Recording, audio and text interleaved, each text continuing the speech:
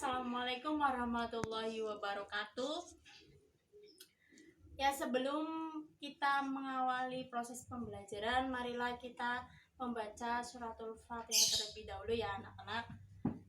Al-Fatihah.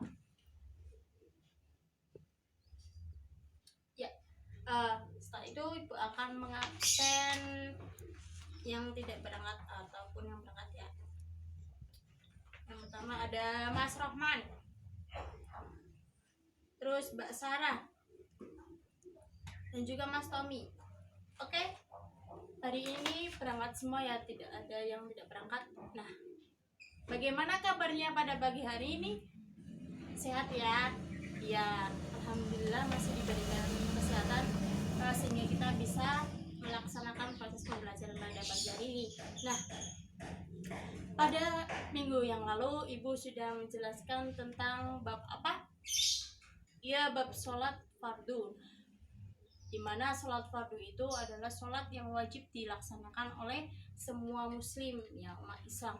Nah, ketika ia tidak melaksanakannya maka akan mendapatkan dosa, dan ketika ia melaksanakannya maka akan mendapatkan pahala. Nah, terus apa sih hubungannya atau kaitannya dengan materi pembelajaran pada pagi hari ini?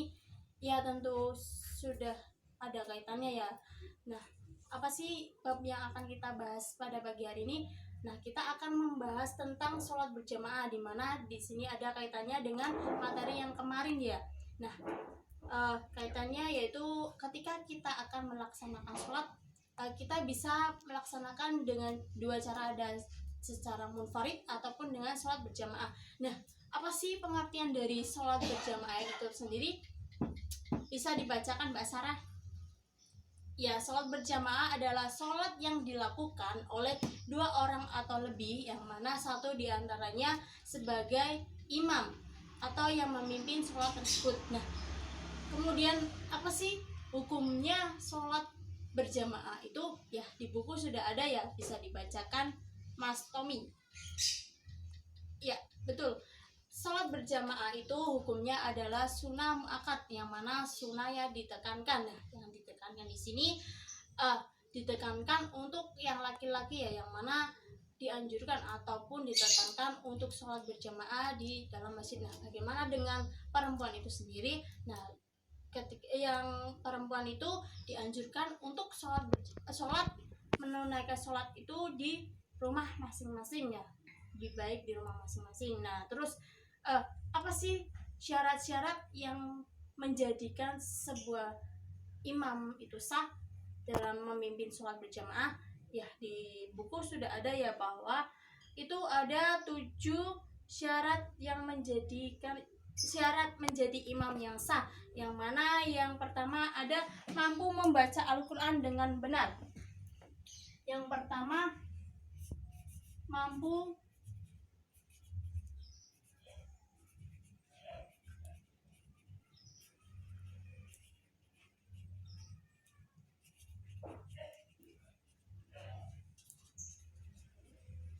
Nah, sudah jelas ya bahwa seorang imam itu ketika akan menjadi pemimpin dalam sholat berjamaah itu sudah dipastikan bahwa ia itu mahir ataupun pintar dalam membaca Al-Quran. Nah, tujuannya apa? Karena ketika seorang imam itu fasih ataupun tampil dalam membaca surat-surat pendek tersebut, maka sholat itu akan diterima ataupun dijadikan sah ya. Yang kedua itu ada paham terhadap ilmu agama dengan baik.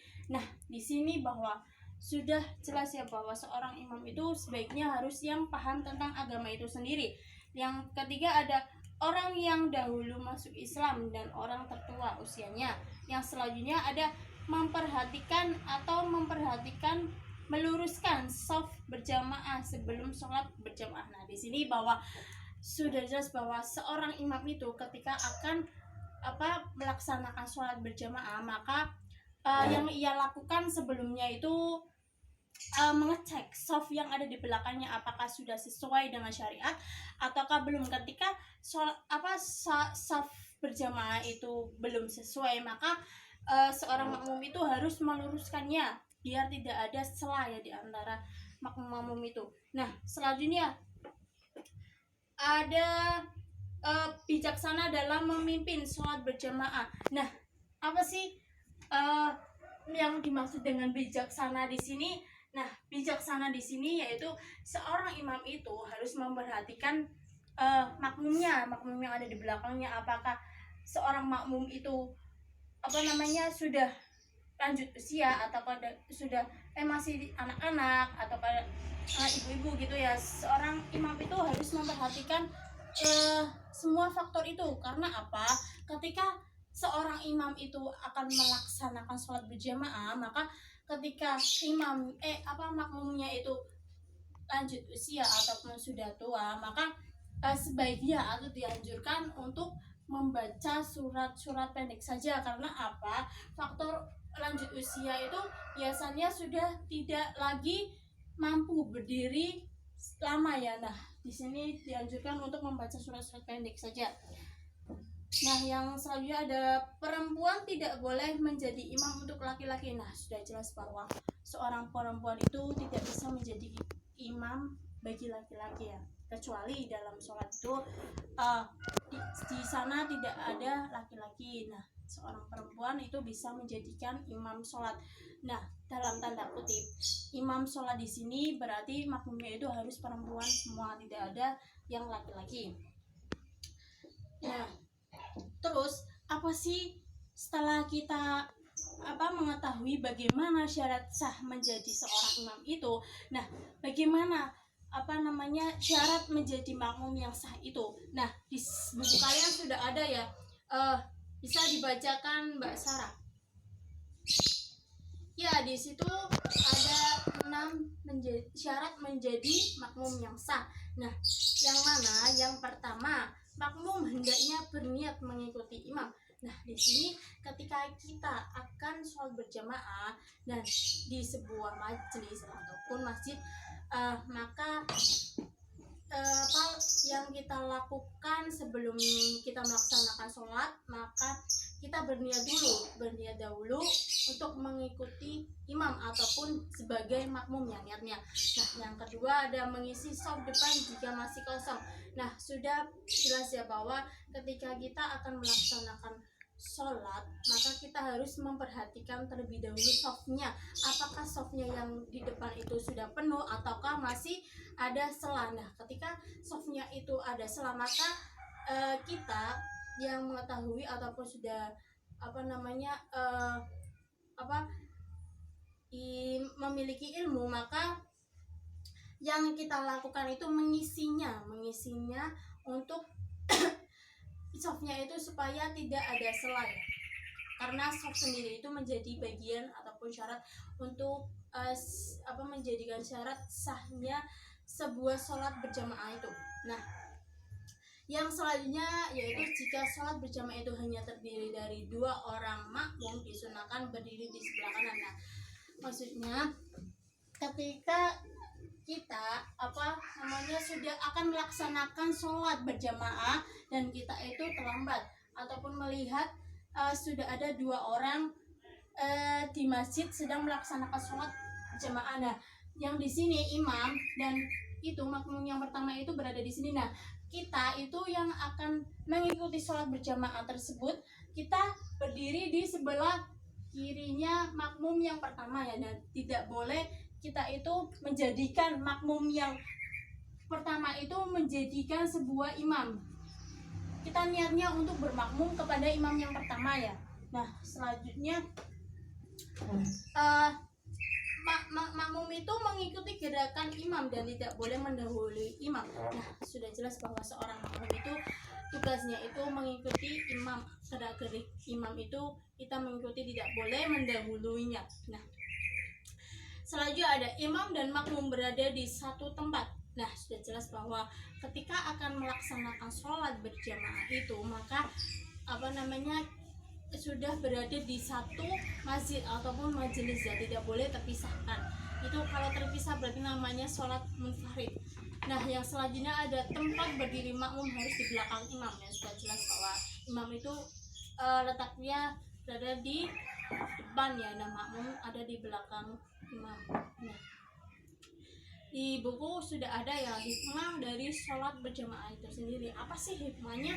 Nah, di sini sudah ada bahwa sholat hikmah sholat berjamaah itu yang pertama ada meraih pahala 27 derajat. Nah, sudah jelas bahwa ketika kita melaksanakan sholat berjamaah di masjid, maka kita akan mendapatkan pahala berlipat ganda, yaitu 27 derajat.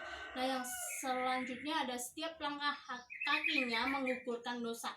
Nah, sudah insya Allah ketika kita sholat berjamaah di masjid dengan berjalan kaki, nah setiap langkah kita itu dosa yang sudah kita lakukan maka akan terhapuskan. Nah, selanjutnya ada mendapat perlindungan di hari kiamat.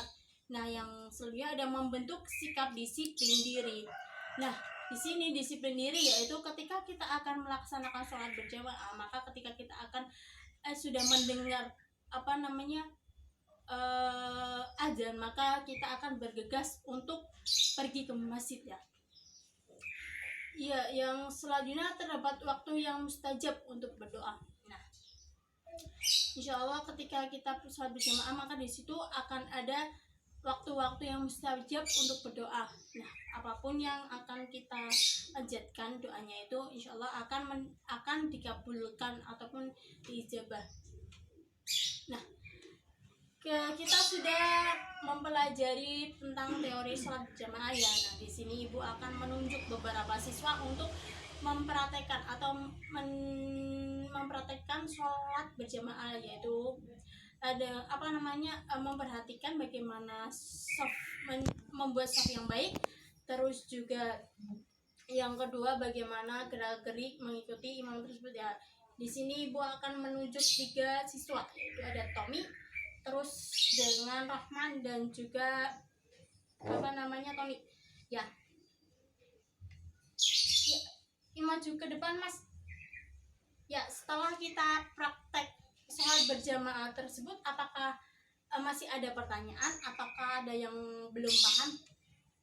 Ya, sudah sekiranya sudah paham, sudah diperhatikan dan juga teori sudah disampaikan.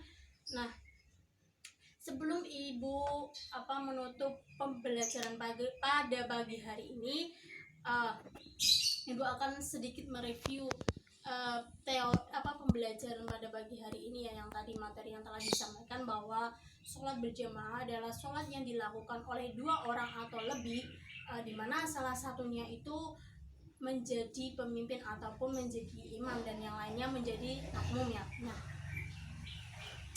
selanjutnya apakah ada pertanyaan? Ya, dirasa sudah cukup ya. Nah, kita sebagai generasi muda ataupun generasi selanjutnya, kita sudah sewajarnya dan sudah wajib untuk meramaikan masjid ya. Dengan cara apa? Dengan cara kita sholat berjamaah ataupun dengan cara membuat kegiatan yang menjadikan masjid itu ramai. Supaya apa? Karena ketika yang usianya sudah lanjut dan sudah tua dan tidak bisa berjalan ke masjid lagi, masih ada generasi berikutnya. Nah, ya dirasa waktu sudah cukup ya, sudah habis ya. Sampai di sini dulu pembelajaran pada pagi hari ini. Kurang lebihnya mohon maaf. Wabillahi taufiq wal hidayah. Wassalamualaikum warahmatullahi wabarakatuh.